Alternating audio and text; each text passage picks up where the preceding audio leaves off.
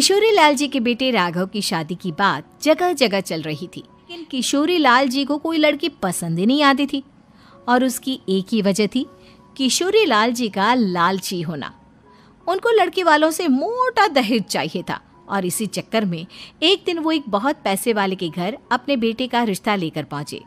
उस आदमी का नाम था ओम प्रकाश।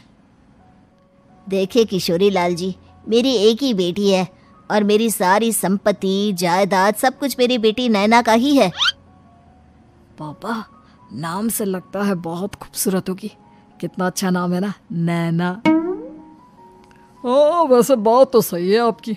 अब इतना पैसा है, जमीन जायदाद है, इकलौती बेटी, आप भी क्या करेंगे? सब कुछ उसे ही देंगे ना। बिल्कुल ठीक पहचाना आपने। बस बेटी की शादी और सारी जायदाद उसके नाम। पापा, बिना देखे हाँ कर दीजिए ना। इतना अच्छा रिश्ता फिर कहाँ मिलेगा? माला माल हो जाएंगे हम। मैं अपनी बेटी को बुलाता हूँ। अरे नहीं नहीं नहीं नहीं, आपकी बेटी का नाम नैना है, सुनकर ही लगता है बहुत सुंदर होगी। रहने दीजिए अंकल, मैं तो आपकी बेटी के नाम से इतना खुश हो गया हूँ कि उसे बिना देखे शादी करने को तैयार हूँ। अब तो मैं उसका चेहरा सीधे शादी के बाद ही देखूंगा। राघव नैना का चेहरा नहीं देखता और उससे शादी कर लेता है। शादी के बाद अपनी सुहाग रात पर जब राघव नैना का घूंघट उठाकर देखता है तो नैना की आंखें बंद थी। कितने खूबसूरत हो तुम नैना, जरा अपनी आंखें खोलकर मेरी तरफ देखो तो सही। नहीं, मुझे शर्म आती है। अरे, मैंने तुम्हें शादी से पहले भी नहीं देखा, और अब अगर तुम आंखें खोलकर मुझे देखोगी भी नहीं तो मुझे अच्छा कैसे लगेगा? इससे पहले कि नैना अपनी आंखें खोलकर राघव की तरफ देखती, अचानक से लाइट चली गई और राघव नैना को पूरी तरह से देख भी नहीं पाया। अगली सुबह नैना राघव के लिए नाश्ता बनाकर लेकर आई। अरे ये क्या, आधा पराठा सेका हुआ है और आधा बिल्कुल कच्चा। ये तुमने क्या किया नैना? बहू, तुमने क्या आधा पराठा तवे से नीचे लटका कर रखा था, जो आधा सेका है और आधा कच्चा? मुझे जितना दिखेगा उतना ही तो सीखूंगी ना पापा जी। जहाँ जहाँ मुझे नजर आ रहा था वहाँ मैंने सीख लिया, जहाँ जहाँ नहीं दिखा वहाँ कच्चा रह गया होगा। इसका क्या मतलब है? ये कैसा मजाक कर रही है तुम? अरे बहू, तुमने इतना लंबा घूंघट क्यों लगाया हुआ है? देखो, हमारे घर में बहुओं को बेटी की तरह रखा जाता है, और फिर तुम तो इतना सारा माल लेकर आई हो। देखो, ये घूंघट डालकर रखने की कोई ज़रूरत नहीं है। हाँ नैना, पापा जी ठीक कह रहे हैं, तुम तो आराम से रहो, अपना ही घर समझो। नैना अचानक से अपना घूंघट उठा लेती है। अरे ये क्या पापा, नैना की तो एक आंख फूटी हुई है। नाम से नैना, लेकिन ये तो कानी बहू निकली। मेरे साथ धोखा हुआ है, धोखा। बिना दिखाए अपनी कानी लड़की मेरे संग ब्याह दी। मुझे कानी बीवी नहीं चाहिए। अभी ओम प्रकाश जी से बात करनी पड़ेगी। आखिर उन्होंने मेरे साथ ऐसा किया क्यों?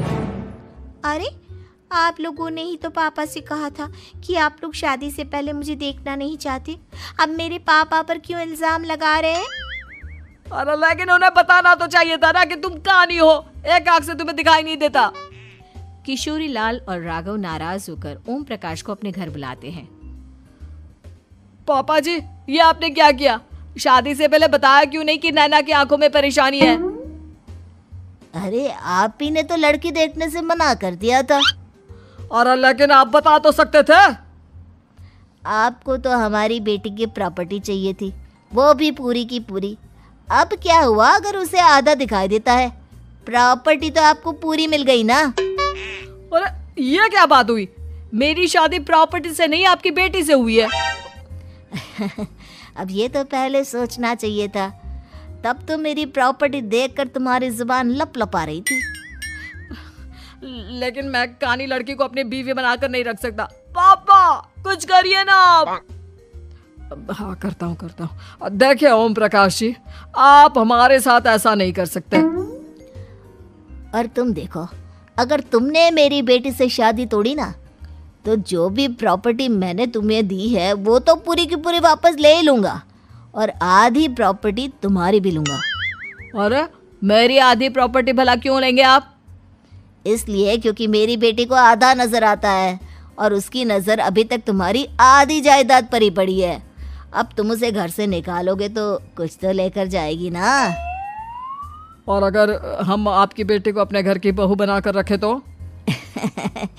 तो तुम्हारी पूरी प्रॉपर्टी तुम्हारी ही रहेगी और जो मैंने तुम्हें दिया है ना उसमें से बस मैं आधा लेकर जाऊंगा। अरे लेकिन अब आप अपनी दी हुई प्रॉपर्टी में से आधी वापस क्यों लेकर जाएंगे? अगर मैं आपकी बेटी को अपनी पत्नी बनाकर रखने को तैयार हूं तो? इसलिए ताकि भविष्य में अगर तुम मेरी बेटी को धोखा दो तो उसके पास कुछ तो रहे जो पति का हो। वैसे मेरे पास तो बहुत कुछ है लेकिन अपने पति की कोई निशानी तो उसके पास होनी चाहिए ना। अब अगर तुमने मेरी बेटी को कहानी कहा तो तुम्हें प्रॉपर्टी भी कहानी ही मिलेगी, पूरी नहीं। जमाए राजा। किशोरी लाल और राघव समझ चुके थे कि वो बुरी तरह फंस चुके हैं और अब उनके पास वहां से निकलने का कोई चारा नहीं है। अब समझ में आया ना, लालच बुरी बला होती है। एक तो तुम्हें प्रॉपर्टी मिली, ऊपर से बीवी मिली, उसमें तुम्हें नखरे भी दिखाने हैं। आए बड़े, चुपचाप बैठो दोनों। कुछ दिनों के बाद नैना राघव की कार लेकर बाजार घूमने निकलती है और जब कार लेकर वापस आती है, ये क्या? एक तरफ से मेरी गाड़ी पूरी खराब हो चुकी है।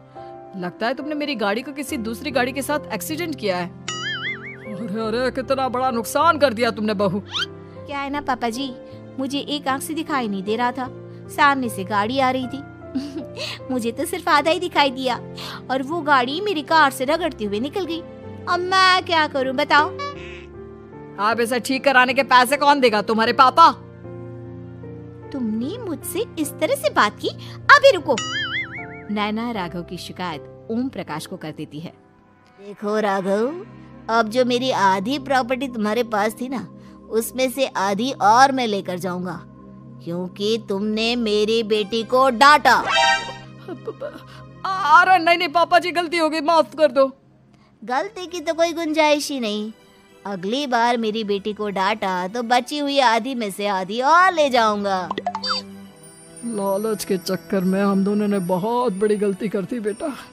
एक तो तुम्हें कानी बहू मिली और ऊपर से जो माल मिला वो भी काना।